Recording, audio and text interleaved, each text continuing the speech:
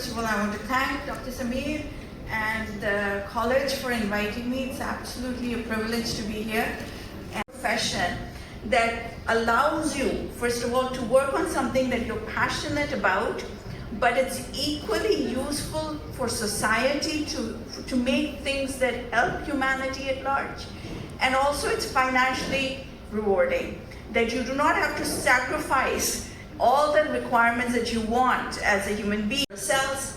We also work on something called batteries, but it's a special type of battery we like to call solar batteries. And I won't be discussing, I don't think.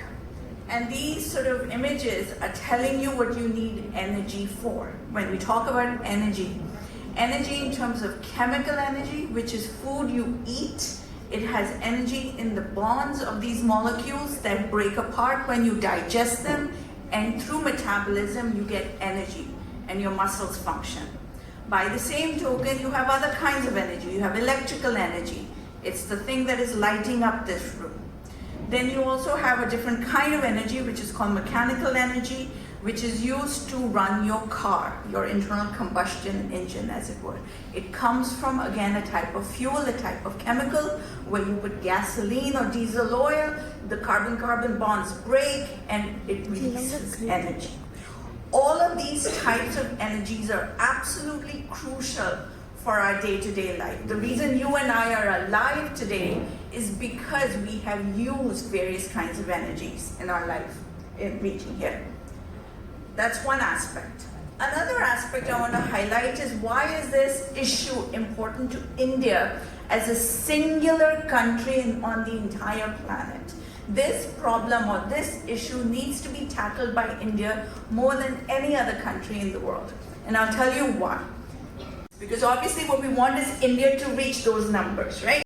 So we cannot use this conventional. We have to find a truly green way of making hydrogen gas on a large scale. Eventually that becomes coal and oil, the glucose, all this dead plant eventually decays and becomes that under high pressure.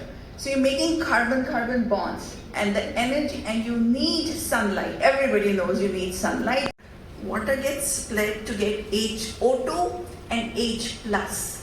That H+ eventually goes with CO2 over here, very complicated transfer chain, a proton transfer chain, and makes your sugar. Are you with me? Everybody fine?